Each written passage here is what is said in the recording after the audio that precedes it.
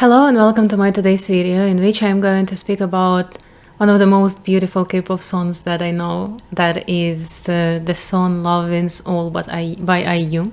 But also, rather, it's going to be a big conversation about love, about the nature of love, and about how I personally approach love. And I dedicate this video to this particular song because this song was the first thing that made me really think about love the way I think about it right now.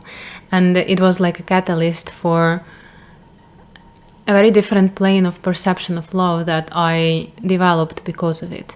I remember I listened to this song, and then for some reason I wanted to look into the lyrics.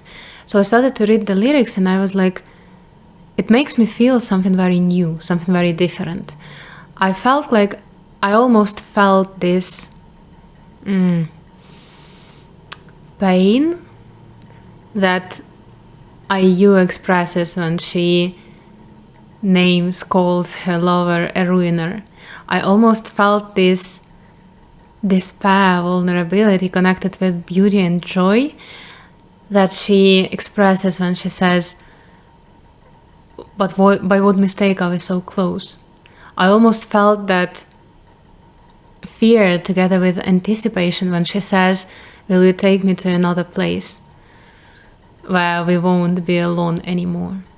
And it really planted something different in me. It really made me feel very different about love compared to how I felt about it before. And as the time was passing by, some new experiences that I gained and some new thoughts that I had, some new information that I received, and some new impressions that I had, they planted upon this initial feeling that I got because of this song. And in maybe, I don't know, half a year, maybe even more than half a year, I earned this understanding that I have right now, and the one that I'm going to share in this video. Because, very often people, the way love, romantic love, is portrayed in art, in either music or poetry or anything else, any type of art actually. It's either as something incredibly beautiful or something incredibly painful, or both. And for a very long time, I thought that if love hurts, it's probably because it is done wrong. That was my opinion for a very long time. That was my opinion, while I still thought that there is anything in this life that is not inherently painful. But actually, I feel like right now, love is very beautiful. It's like an ecstasy for some parts of ourselves, of our personalities, of our being. And it's actually a pain for some other parts of our being, and I will try to explain this. So the way I see it right now, like very often I see certain concepts as images in my head. And the way I see this one is as if two souls, when people come together, when people fall in love, two souls choose to align and move in the same directions. It's as if they intertwine, they don't merge, but they go together around each other in certain direction. And the thing is that we have this part of our being, which we call ego, which sometimes in public culture is perceived as something bad, but in fact it's not something bad. Ego is just a structure that helps us live through our human experience and identify as who we are, or identify as something. Because the soul, it actually does not understand separation. Where the souls come from, everything is one thing, one energy, it's like unity. But when the soul embodies on earth in a body of a human or any other body, but we are speaking about humans, then it requires this structure of ego that ensures this separation, that allows us to live this life as humans, to have this experience as humans, as separate beings that cooperate, connect, create, and so on and so on. So when two souls come together, they create something completely new. They create a completely different energy. They create a completely different alignment, and they become much like this energy. It multiplies, and it has a potential to create something completely different. But the thing is that now the ego that used to serve one soul, now it has to serve the connection of two souls, and it's a different structure. And ego, it literally requires the ego to change, to basically metaphorically die and be reborn as something new. And we as humans, very often, we identify only as ego. The people who do not live as souls, the people who do not have this connection with the deeper truth, with our deeper nature, with our deeper essence, the only thing they have is their ego, is this structure that is supposed to serve the soul. And when it comes to love, and they start feeling that their personality is changing, like their ego is changing, the structure is changing, they feel like they are actually dying, because ego is the only thing that they identify as. They do not identify as a soul. And that's why it is so painful. This is one of the reasons why it may be painful. Because while soul craves connection, and even the people who do not, feel their soul, even the people who do not really follow their soul, who do not have the connection with their soul, they still have the soul, and the soul still has this craving of connection, craving of unity, craving of being together with someone else. While there is this one tendency that leads people towards connection, there is also another tendency, the fear of being destroyed for ego.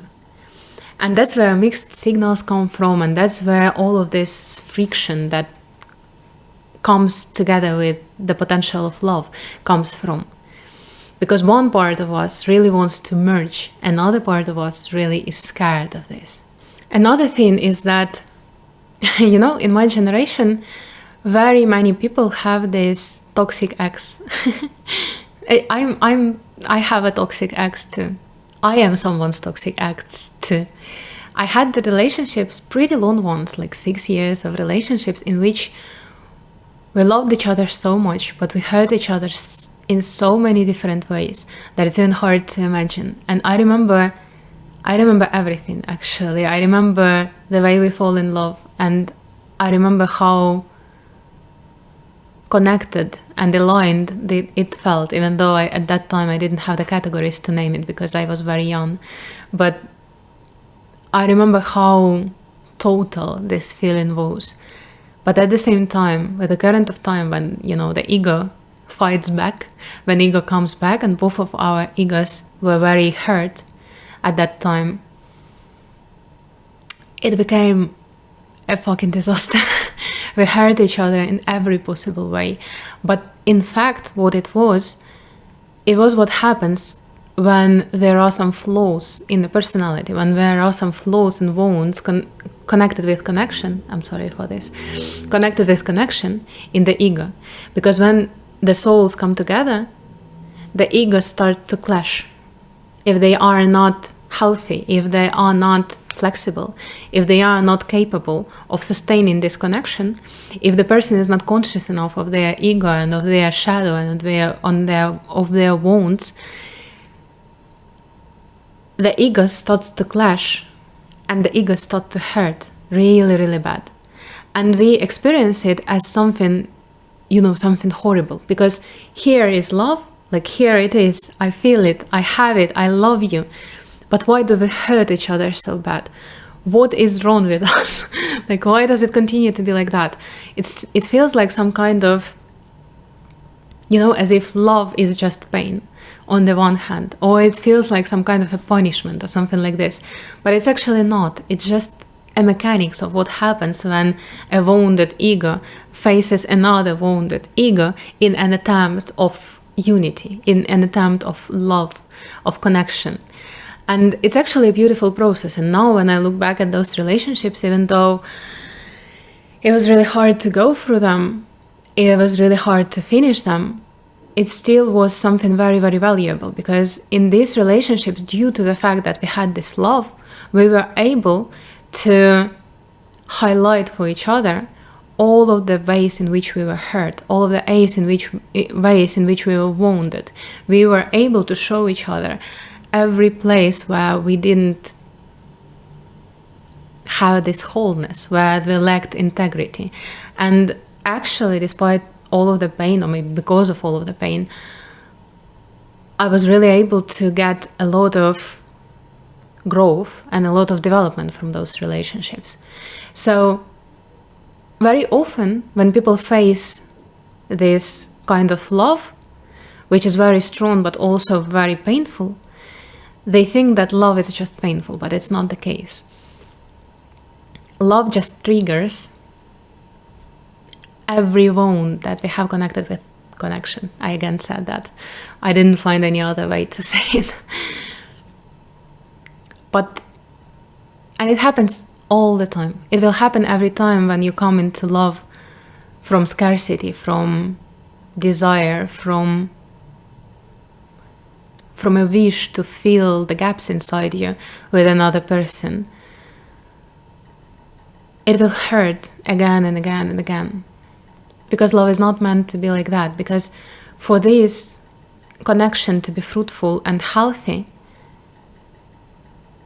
a person needs to be very whole. The ego of a person needs to be very conscious and flexible. The person needs to be able to distinguish their true soul partner from just a desire to be with someone, to not be alone. I feel like the real love is built from overflow, not from lack. I feel like the real love is only possible when the person trusts themselves enough to be able to distinguish when this is just the inherent pain of love and when it is something dangerous, because it happens too, right?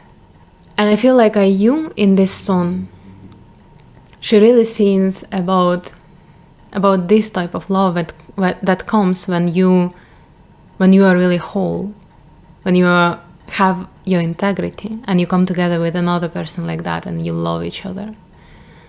When you are able to create this connection that is something entirely new, something that you have never faced, something that you have never seen, something the world has never seen. Because as well as each person is unique and individual, something that two people can create together is even more unique and individual. And this, I feel like, is the type of love that IU sings about. In one part of the song, she says, so are we actually each other? Because apparently, love gives an opportunity to come to this realm in which everything is one. It's like the form of unity that is approachable for a human. Because we cannot obtain that unity that the souls have in the realm of the souls, but we have obtained this unity, this type of unity, where we connect spiritually, intellectually, emotionally, and physically with another person. There is a song, The First Time. It's called The First Time by Damiano David from Måneskin. Maybe not from Måneskin. Did Måneskin fall apart? Oh, whatever. He sings, I talked to God, he couldn't get me higher when the first time we met. And it is actually true. I've talked to God too, you know. I am a practitioner and a yogic practitioner, and I've had all kinds of spiritual experiences, which do not include substances actually, but all types of spiritual experiences, and nothing compares to love. Nothing compares to this totality of experience that you go through when you are actually in love, when everything seems to be one thing. I remember when I was in love, even stars look different, as if you understand the stars when you are alive. or when you are in love, as if they start to mean something actually.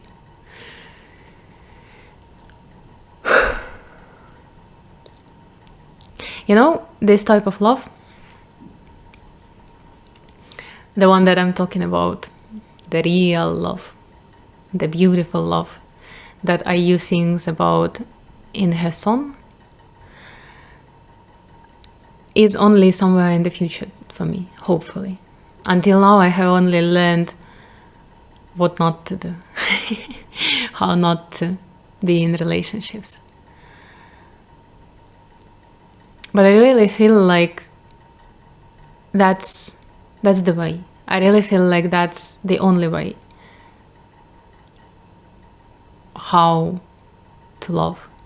Even despite the fact that it hurts for some parts of our being, even despite the fact that it may be scary, even despite the fact that you can't do it with every person in the world, like, right? Like, another person has to be very conscious and very honest and very courageous to create something like this.